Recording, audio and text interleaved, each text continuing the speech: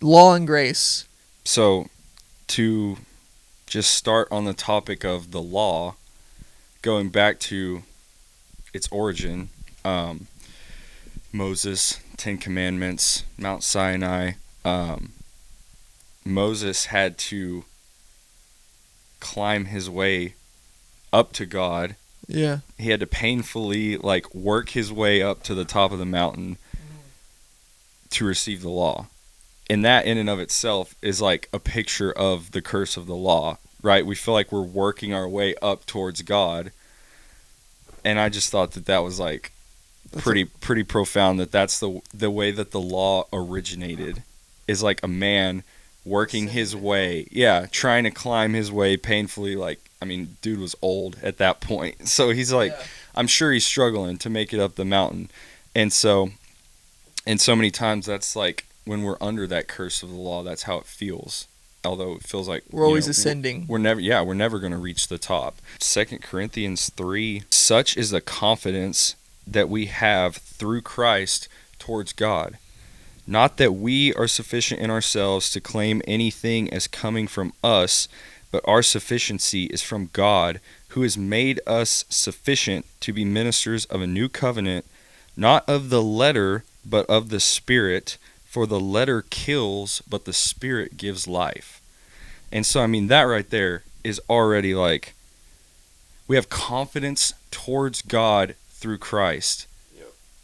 How? How? He has made us sufficient. Crazy.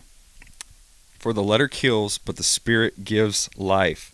Now, if the ministry of death, talking about the law, carved in letters on stone, 10 Commandments, came with such glory that the Israelites could not gaze at Moses' face because of its glory. Crazy. The law, the 10 Commandments, the law, the curse of the law came with that much glory. They could not behold Moses' face because of its glory, which was being brought to an end. Yep. Will not the ministry of the Spirit have even more glory? Sheesh. For if there was glory in the ministry of condemnation, Sheesh. Paul calls the law the ministry of condemnation, the ministry of righteousness must far exceed it in glory. Indeed, in this case, what once had glory, the law, has come to have no glory at all because of the glory that surpasses it. For if what was being brought to an end came with glory, much more will what is permanent have glory. Bro, can I say something real quick on that? The ministry of death, when Moses went up the hill, there was 1 million people. There's a nation of people, million of people looking at this mountain, thunder, lightning, clouds swarming this mountain. Moses walks in it. The earth is shaking. There's so much thunder. Moses even comes down and his face is glowing, like his face is glowing, and the people like bow down and like are trying to worship Moses. Not only that, there's a trumpet that is blaring. Imagine, this is kind of giving me goosebumps right now, that the trumpet is blaring louder, louder, louder, louder. 1 million people worshiping. There's no music, there's no pad going, there's no band, there's just the raw sound of thunder, a trumpet that, where is it coming from? I don't know, but it's stupid loud, and 1 million people worshiping. Yet it's the ministry of death. More glory than that lives inside of us. And lives inside of us. Lives in me, in my skin. Yep. But I do want to say, the first thing that came to my mind when you said that is, Romans says, is the law, I think it's Romans 6 says, well then is the law bad? Is the law sin?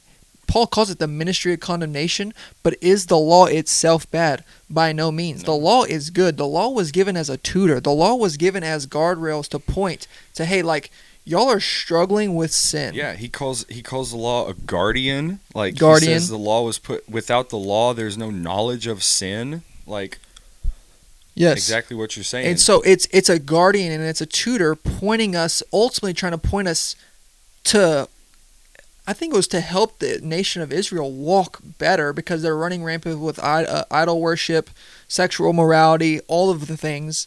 And so it's, hey, like let's get back on track and pointing to ultimately to Jesus, which we will find. But it's funny how the Pharisees, though that was supposed to point them to Jesus, they made an idol of the very thing that was supposed to point them to the coming Messiah. But the sin itself, the law, the commandments are not itself bad. Even 1 Timothy, I think it says that the law is wisdom. You shall not covet. Just because I'm under grace doesn't mean I can start coveting. Yeah. Okay, you honor your father and mother. Just because I'm under grace still means I honor my father and mother. Yeah. The law is still good, but it's the power that in Matthew 5 it says you must be perfect as your heavenly Father is perfect to appease the law. If the ministry of death means you have to adhere to this law perfectly. That's why it's the ministry of death, because no person can do it perfectly. That's why the God-man Jesus had to come and do it perfectly.